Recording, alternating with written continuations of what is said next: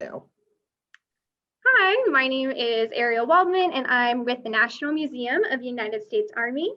I'm here with my colleague, Brake Finson, and today we will be interviewing Chaplain Khalid Shabazz.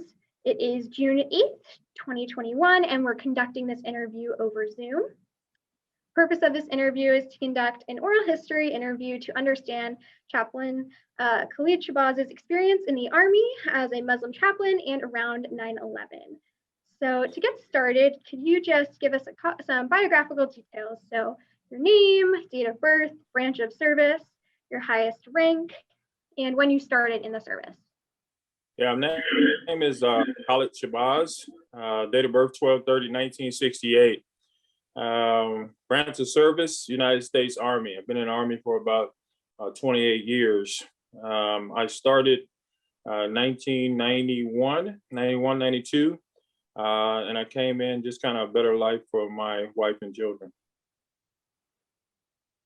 Great. So did you hold any jobs before you were in the service? Yes, I was a cook.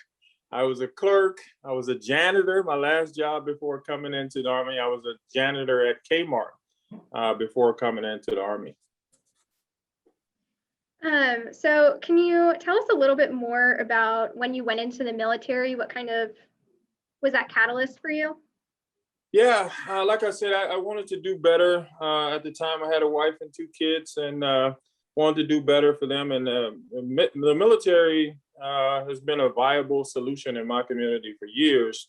My father was in the Air Force. However, I didn't know much about it because he and my mother divorced when I was a young boy. But I always kind of had my eyes on the military as a bailout plan.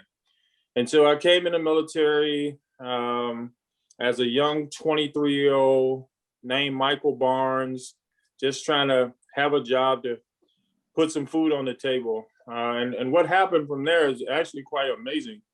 I was in about 1 or 2 years, and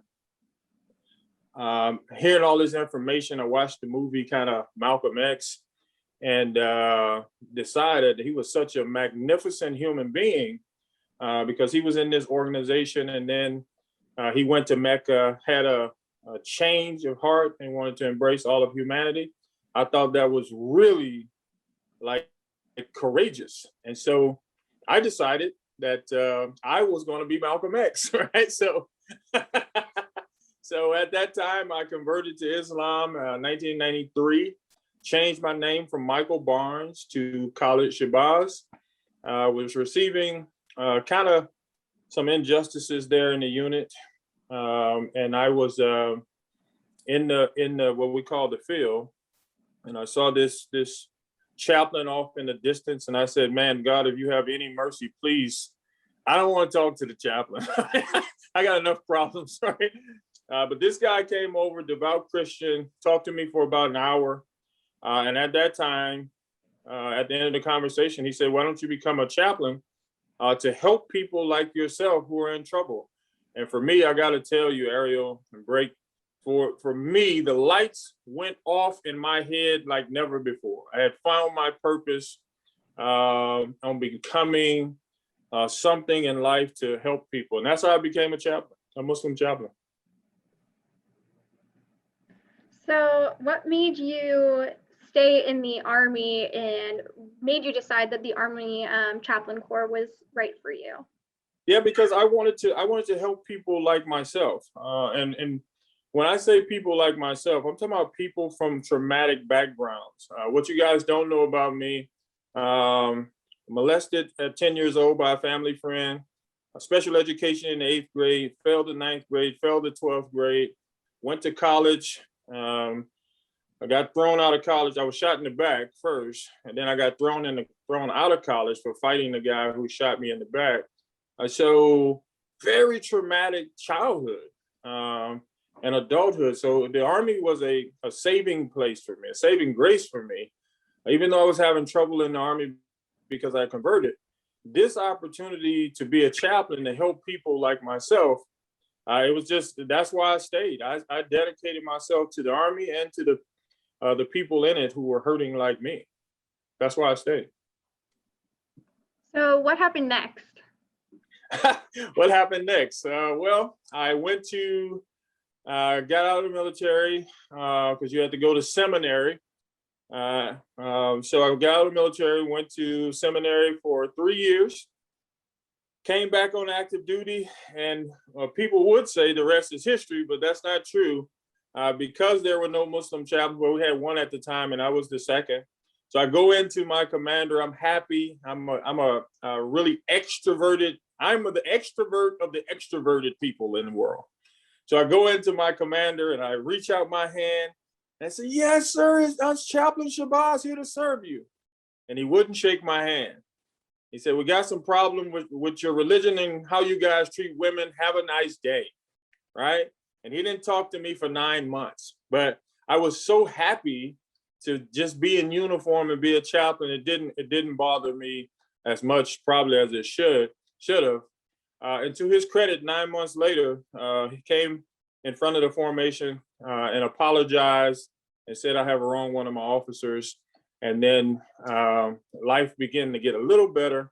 But every time I changed duty stations, that type of some form of that happens. But in that first duty station, I think why you guys want to talk to me, in that first duty station, 9/11 happened, right? Which was transformational because I was having so many problems in the unit with my faith. The division chaplain, who's a lieutenant colonel, I was a captain, came down and he said, "Khalid, we got to get you out of here. These people are probably going to tear you apart. You're Muslim. We're going to fight 9/11. And I said, excuse my language, I said, "Hell no. I'm not going anywhere. These are my people. This is my job. I'm staying right here." And so in that moment, I became an asset really as juxtaposed to a liability. And so they were able to use me not only with the other Muslim soldiers, but also since so many people knew me in the unit and I had helped so many people in marriage counseling, I became more of a safe haven or a staple in the community because of 9/11. So it was a bad time, but it was beneficial for me and kind of catapulted me into people trusting me, believe it or not. Wow. And where was that duty station? This was Bamberg, Germany. It was Bamberg, Germany. And I tell you, just even thinking about it almost brings you to tears because it was such a pivotal point in my life. I mean, I could have certainly ran and kind of hung out with the division chaplain, but I didn't. I chose to stay. Wow. And how has your experience since 9/11, in the wake of 9/11, been as a Muslim chaplain? It's been very tough in the sense where, because I'm the senior guy, I'm called into not only all of the good things, I'm called into the bad things. Also, like when we had down in Fort Campbell, Kentucky, where the young sergeant killed his commander and his XO, I had to come down there and kind of be like any other chaplain would be. I had to go and talk to him and counsel him and ask him to ask for forgiveness from God, so on and so forth. Well, chaplains do this all the time. However, in a military context, where the units are so tight and he killed his commander and his XO, now all the guys who are in uniform with me are jeering at me like, "Why are you even talking to this guy who killed our commander?" But that's the chaplain's job. So that was very difficult. Then a couple of years from then, I get a call and they said, "You're going to Guantanamo Bay, Cuba." And I was very happy actually until my commander said, "Why are you smiling?" I said, "Well, I'm going to Cuba. I go out there and play some golf and hang out." He said, "Well, you need a better context than that." He said, "They're sending you in because the last Muslim chaplain just got arrested and he's been in jail for 75 days." Right? So all of my golf dreams went down the pipe. So now I become to be terrified. Okay. And so now I'm transitioning. I go to Guantanamo Bay, Cuba. The last Muslim chaplain has been detained. I'm giving interviews every Wednesday to all of these news stations. And remember, I'm just a young captain. And then because I have to take care of the detainees, the soldiers think I'm a sympathizer, and many of the detainees think I'm an American spy. So I have no place to go. I have nobody to lean on. You know, my fellow soldiers seem like they hate me. I don't know if they did or not. And then the detainees detest me because they think I'm an American spy. And so that time, 8 months, extremely difficult for me, probably the loneliest part of my life. And so you get over that hump and you say, okay, well, I survived that. So now I'm a major, okay? And then I'm at Fort Hood and I'm counseling this young man. He kind of seems kind of erratic. So I go to his commander and say, hey, you know, this guy seems kind of erratic. You might want to keep your eyes on him. And it's like, okay, chaplain, whatever, chaplain. And then, you know, this guy shoots up the base. And guess what? I've been talking to him. And so again, people are looking at me with a jaundiced eye. I'm just out here just like any other chaplain trying to help people. However, after 9/11, I'm not just a chaplain, I'm the Muslim chaplain. Right? And so I have lived a life as a Muslim chaplain in the public eye for all of my career. And I got to tell you, it's been very tough and very lonely. Very tough and very lonely. Can you talk a little bit more about how your experience in the public eye? Yeah, my experience in the public eye, I mean, so you got about 1,400 chaplains in the Army. The majority have a cross on. I have a crescent moon on, so that's automatically, you know, brings attention to me, okay? And so it doesn't help that I'm 6'5", 275 pounds, right? So, so now I am this super huge human being walking around with a moon on, okay?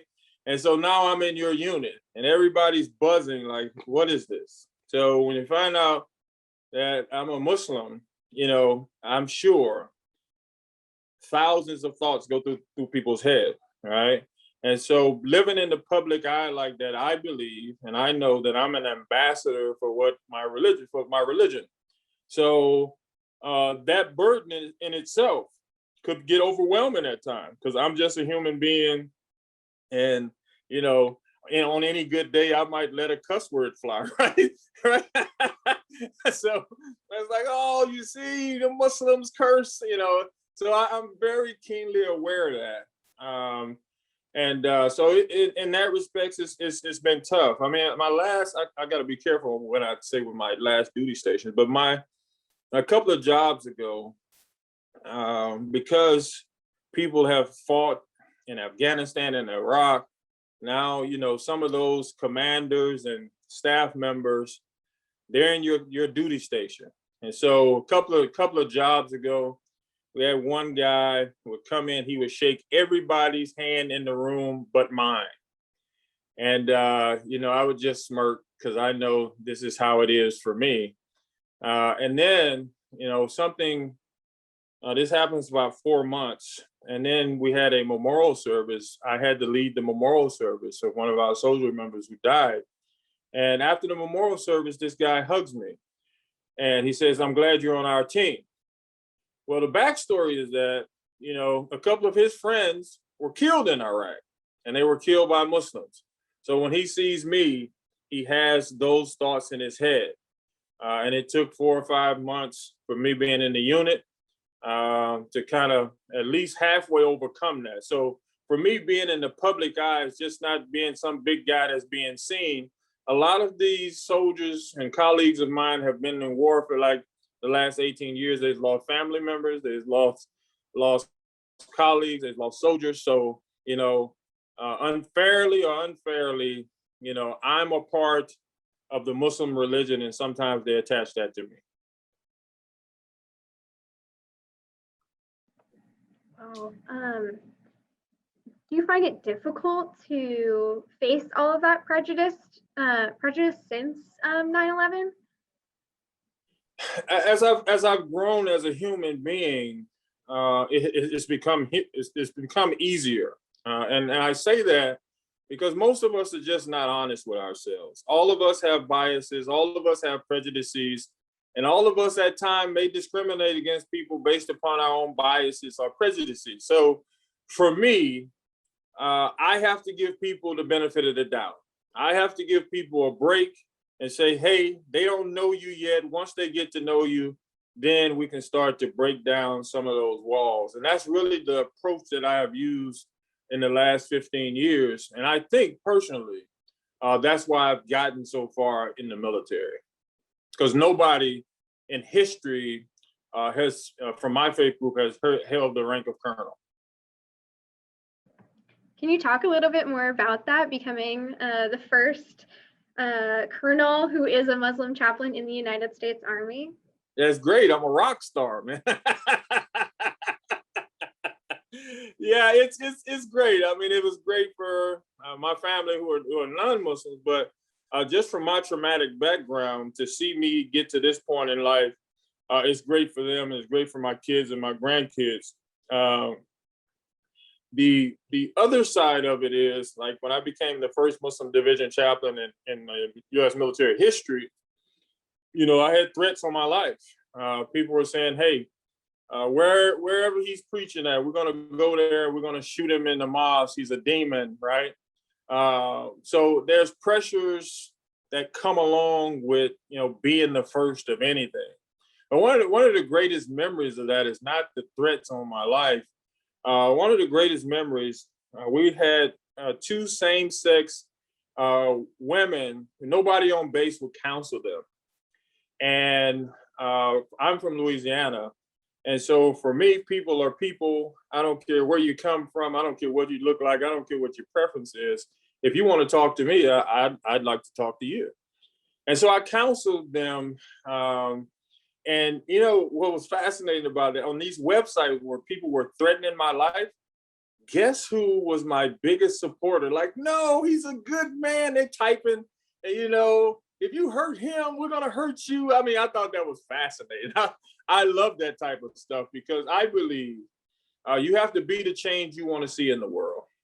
I want to see people do good. I want to be a good person to honor my mom and my father. And so I just carry that type of attitude whenever I meet people. That's incredible. After facing all that prejudice, to not have any prejudice and just wanting to help people. Yes. Yes. I was taught, my mom was a very devout Christian woman. And she used to tell us these things all the time. Of course, we didn't pay attention. We were like, Mom is crazy. She's weak. Why does she not hate people who hate her? You're right. And, but as you get older, you realize that all of us are struggling. Like, all of us are in this big world and got so many things coming at us. And so I use a saying in many of my speeches, until you change the way you look at things, the things that you look at will never change. So I want to look at people with fresh lenses, no matter what your prejudice or your paradigm in life is. If I can help you, I think it's my job as a teacher on this journey to find a way to help you. So that's how I live my life. Can you talk more about what being a Muslim chaplain in the Army Chaplain Corps means to you? Oh, it's everything for me. It wakes me up in the morning at 03:30 when I'm in the gym and I'm sweating and lifting weights and running and screaming at this Facebook account, Instagram, TikTok, LinkedIn. I'm sending out messages, and I'm sure people are saying, "What a clown! why go back to sleep?" But I mean, honestly, I don't know how other people feel. The Army saved my life, right? And because it saved my life, I am the Muslim chaplain, but for me, I'm the chaplain that happens to be Muslim. I don't approach people with religion. I approach people with critical thinking on how to change your life. It's amazing that you asked that question. Just yesterday, I put it on my Facebook account today. A retired Army officer came down to my office. He comes down pretty much every day, but he decided yesterday to reveal something to me. He said, Chaplain, when you first got here, I could see your disposition and I really wanted to talk to you. But because I'm a devout Christian and I talk to other people about talking to you, they said, yeah, you probably don't want to talk to him. He's probably going to try to convert you and all this kind of stuff. So he waited 4 months before he even talked to me. And so he came to me yesterday and he said, you know what I realized about that? He said, I wasted 4 months of my life because for the last 6 months, you've been the best friend that I ever had. We don't talk about religion. We talk about life. We talk about our struggle as human beings. So this white, devout Christian is coming to me, a Black Muslim, and to say that, I tell you, I was in tears. We were hugging in the office like we were elementary kids, right? 2 grown men hugging from different parts of the world, different paradigms, different religions, but that's the power of intimacy and growth. So I love it. I mean, honestly, because I don't lead with it. I lead with just trying to find a way to love people.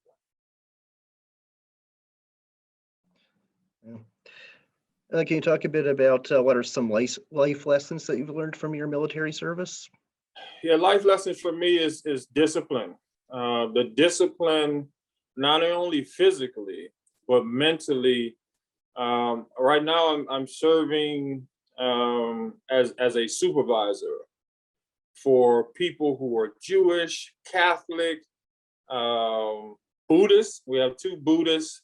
I'm serving for all these people who have different thought processes and different paradigms in life. I have to find a way to manage them. That takes discipline. That takes a regimented lifestyle of thinking to say to myself, this person doesn't think like me. How can I find a way to touch them, to inspire them, and not alienate them? I mean, that takes a lot of thinking. It takes a lot of discipline, and it takes a lot of assurance of yourself, of not saying, well, if I accommodate them too much, am I disrespecting my own religion? Am I disrespecting my own values? No, the military has taught me a great deal about myself, and that's self-discipline. Do you think that self-discipline has helped you while dealing with some of the prejudice and some of the distrust that you faced after 9/11? Oh yeah, absolutely. Because when you're a self-disciplined person, that's part of the reason I get up at 3:30 in the morning and go to the gym. It's not really just about some aesthetics, but part of that is knowing that you have to be strong enough to get through that. Because I know most of the time it's just a defense mechanism. It's fear. When people see me and think they know what I believe, they're putting up all of these barriers, and some people are being mean to me and nasty to me. I know it's just defense mechanisms. And then, it was amazing, sometimes 3-4 years, I never get to talk to these people. I get an email. You were so influential in my life. Sorry for treating you so bad, and you never treated me bad in return. I had a subordinate chaplain. He was very strong in his faith, and he said, I need to find a way to get from under your leadership. There's no way I can serve God and serve a Muslim at the same time, right? And so I brought him in the office and I said, hey, the most important thing in life is that you're secure and you stick to your values. I will help you find you another place to work. I just want you to know that you asked for this. I won't be vindictive. I won't do anything but help you. 6 months down the line, his commander asked me to help him write this guy's evaluation, right? This guy doesn't know this today, right? I helped write his evaluation to get him promoted to the next rank, right? And so he doesn't know this, but 5 years down the line, sends me an email and he says, you know, I'm so sorry for the way I treated you. I was immature. I hear all over the Army that you're a good man, and I just want to apologize to you. And I'm like, I'm in tears on the other end of the computer because, I mean, that's my mission. I want to be the change in people's lives. That's incredible.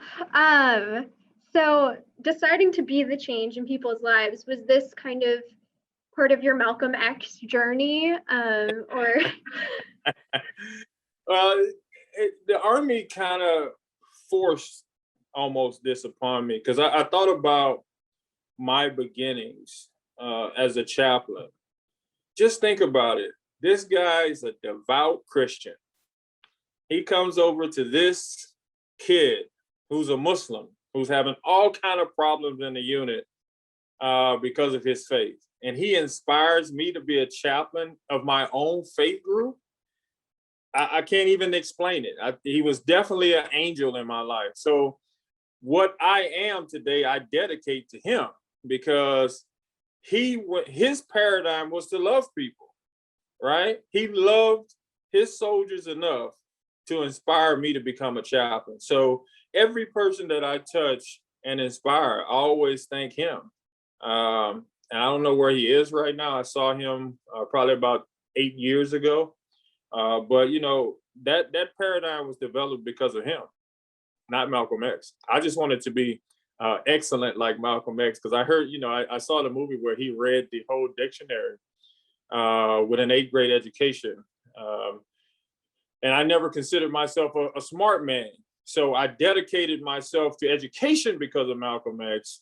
And you would be amazed to know I've been in school for 25 straight years.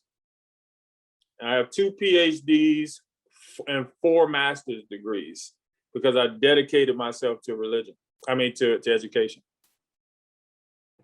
Wow, can you talk a little bit more about your various degrees and how that has impacted your experience in the Army and as a chaplain? Yeah, those degrees, of course, I did them on my off time, which is very difficult, but sometimes getting up at 1 or 2 o'clock in the morning.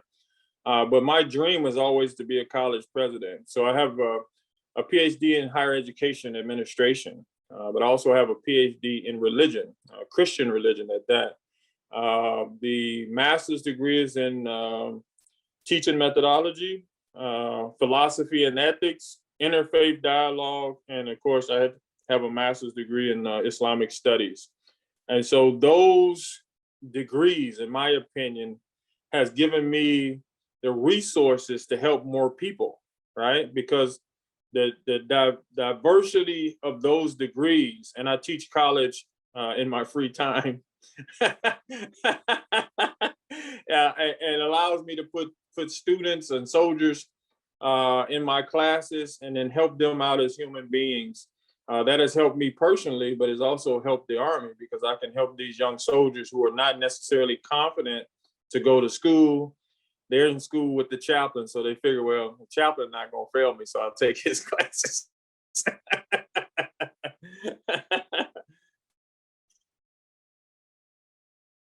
Wow. I was reading a little bit about your biography and saw that you were a part of Operation Enduring Freedom. Could you talk a little bit about that? Yeah, most of the time when I go into theater like that, I'm the only imam, only Muslim chaplain. It's good because I get to go all over the theater and see sometimes young Muslim soldiers who are onesies and twosies who are stuffed off in some corner somewhere, and so to have a visit from me is thrilling for them, but it's also thrilling for me that I could go and see them. In my unit, when I'm the only imam and having to go to all these different places, it's a compliment, but it becomes burdensome as well. The commanders are like, "Hey, you're doing all this work for everybody else. When are you going to stay here and do work for us?" Right? So, but you have to explain to them, I'm an Army asset. So when I'm in wartime and, doing what we call key leader engagement, sometimes with the imams and people on the ground, my Arabic is not very good anymore because I don't have anybody to talk to. But just having, we were in Kuwait last year, and I got to tell you, they treated me like a king because they couldn't believe that we had Muslims in the American Army. And then a Muslim of my rank and status went to Kuwait, and I tell you, they showered me with all kind of gifts that I had to give back because the Army won't let me have gifts, right? But they brought me over to their houses and we ate dinner. They introduced me to their children, and I met some high level people. And just being a chaplain, having an opportunity to meet those type of people, and they were giving me that type of respect it's phenomenal. Wow. Can you tell us why you were in Kuwait, what your mission was? Yeah, it's Ramadan. Usually for Ramadan, they're going to tag me to go into theater to provide services for Muslims all over the theater. But what happens is by the time I get there, I tell you, that's why I told you I'm a rock star, man. By the time I get there, all these high level folks are pulling on me. And so I'm giving speeches sometime in universities. I got to speak last year at the Grand Mosque, which I hear they don't let Americans speak there very often as far as for service. All right, I got to speak there as the Muslim chaplain, did interviews on Kuwait TV. And so, for every Ramadan, they send me somewhere. This year, I just, because of COVID, I decided to stay in the States, but I got to go to Fort Drum and Fort Lee. And Fort Drum, it was amazing. They had 3 Muslim soldiers on the books. By the time I got there, they had 46. Seriously, they had 46. They had a little room that they gave them to pray. By the time I stepped my foot in the building, they had 46 people. I'm a social media guy, put it on social media. I got kind of slapped across the hand because these people were like kissing me on the face, hugging me, pulling on me. And I think that's important because I tell you, it had kids crying. You know why? One of the kids was crying. He said, for the first time, I believe the Army cares about me. I mean, it's a simple visit to go and do a Friday service, just like other chaplain would do a Sunday service. But the kid said, for the first time in my life, I feel like the Army cares about me. And there you have it. I mean, that's some high speed stuff. We would love to hear a little bit more about your experience impacting and meeting young Muslim soldiers all around the world, in the Middle East, in the United States. What is that like for you? It's crazy because for me, I'm just little Michael Barnes from Alexandria, Louisiana, who decided I wanted to change my life and be a better person, right? And now I'm this dude, right? And I'm just going to these different bases, and people, I'm telling you, it's transformational. I mean, they're crying, they're hugging me, they want to take pictures with you. And sometimes, they're inviting you to their houses for dinner and all kind of crazy stuff because somehow they think you're special. I'm not special.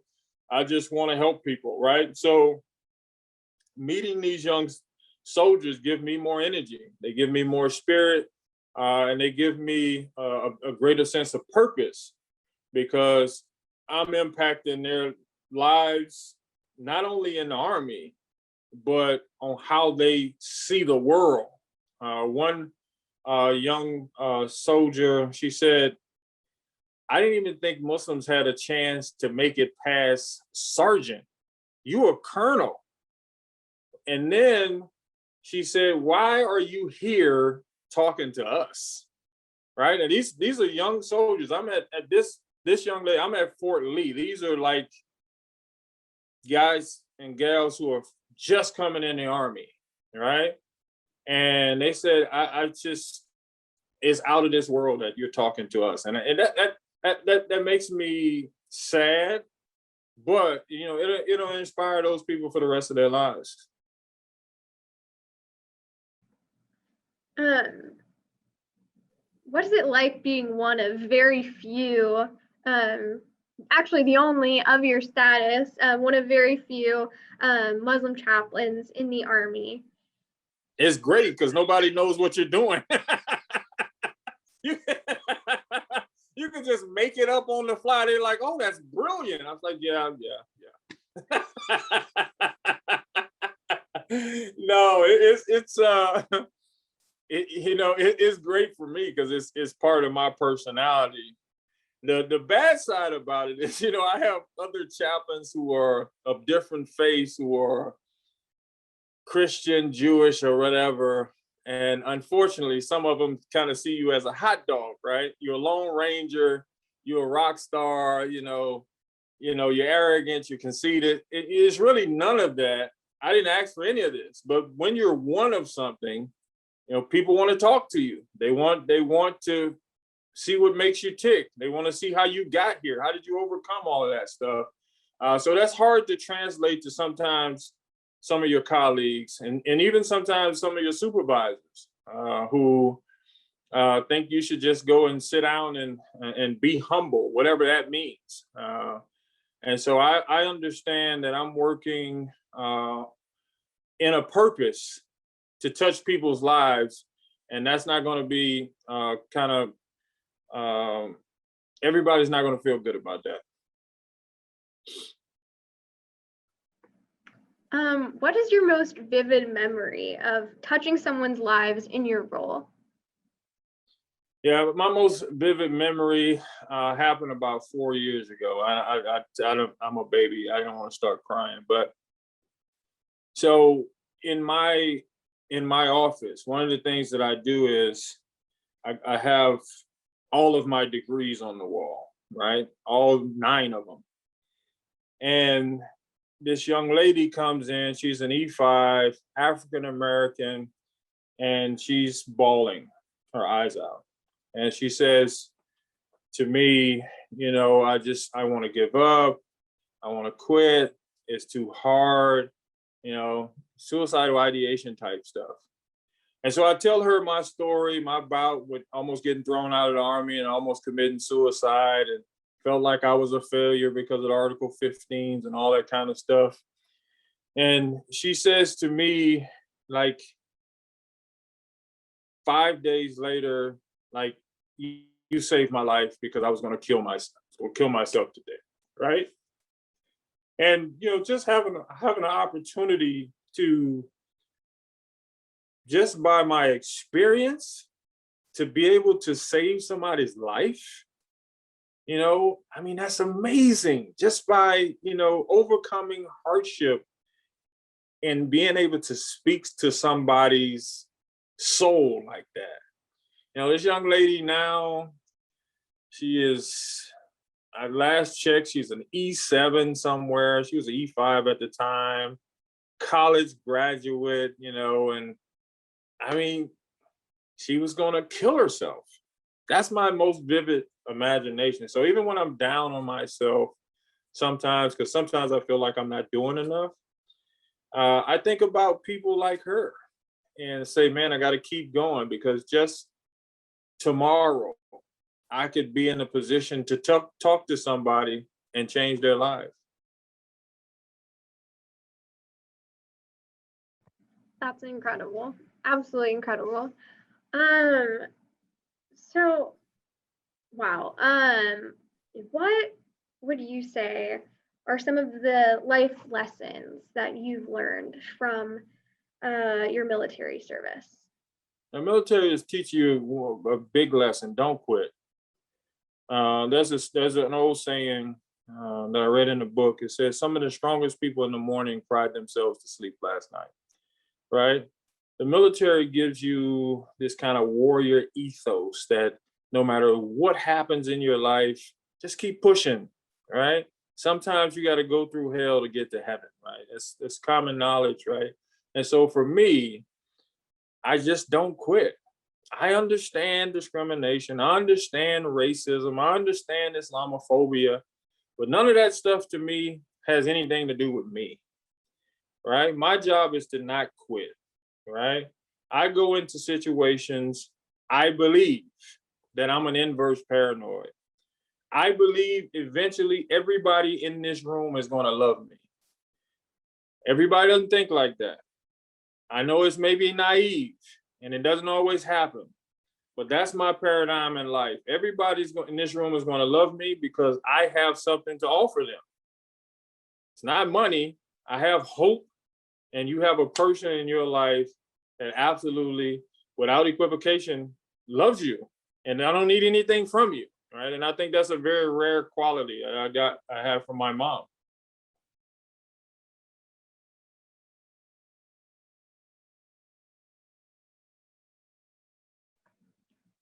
Great. This is one of our final questions. What message would you like to leave for future generations who may hear this interview or view the transcript or anything like that? I got two messages for them. The first one is most people die at 25, but they're not buried until they're 75. I'm going to say that again. Most people die at 25, but they're not buried until they're 75 because they have bought into the false reality or the false narrative of reality. Most of us say, well, it's not realistic to do this. It's not realistic to do that. Those are false narratives, right? I'm living proof, even from a guy who came from special education. Now I have 9 degrees, right? Because I just refused to quit, right?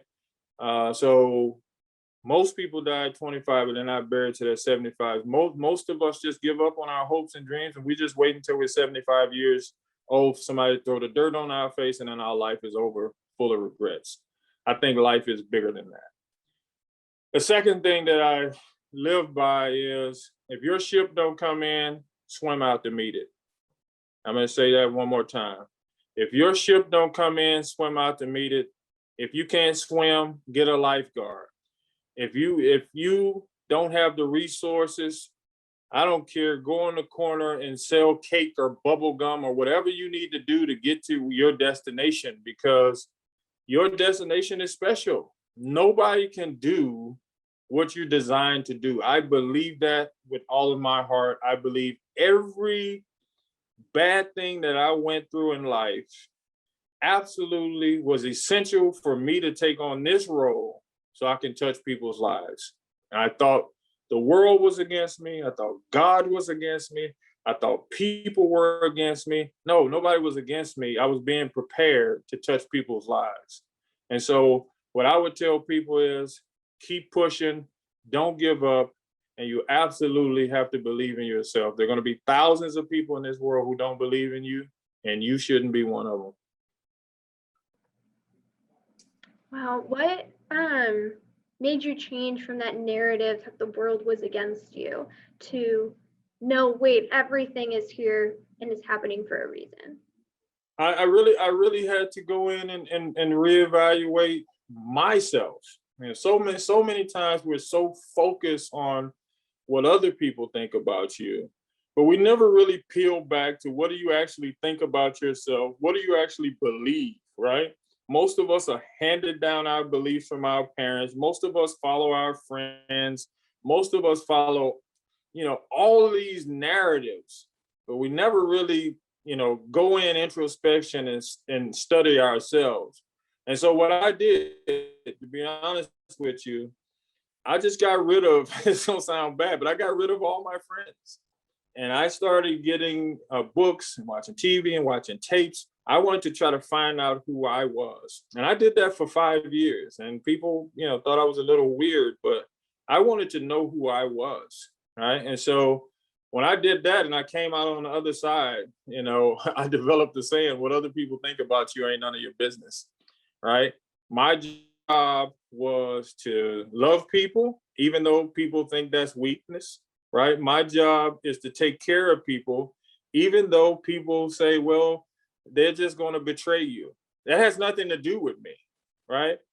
My job, if I want to be the change that I want to see, that means I'm going to have to make some sacrifices. Sometimes people are going to mistreat you. Sometimes people are going to disregard you.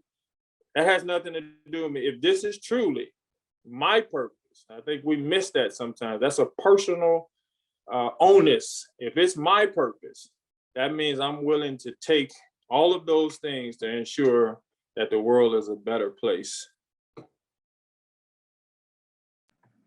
It's been such a pleasure talking to you. You are such an incredible person. And you. I can completely see why you are one of few. Is there Thank you. anything that you want to tell us or share before we wrap everything up?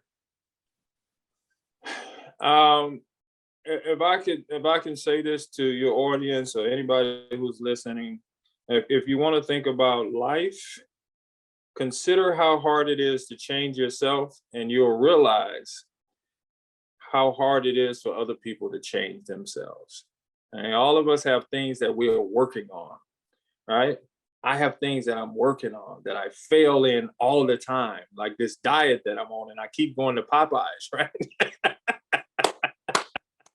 Right? So when I'm thinking about other human beings, I always give them the benefit of the doubt because I keep breaking promises to myself, right? And so if I could share that little wisdom with your people, when people make a mistake and disappoint you and sometimes don't keep their promises with you, just think about all of the times you disappointed yourself and broke promises to yourself. And you're supposed to love yourself more than you love anybody. That's incredible. Thank you so much for taking the time to speak with us. You're welcome. We really appreciate it.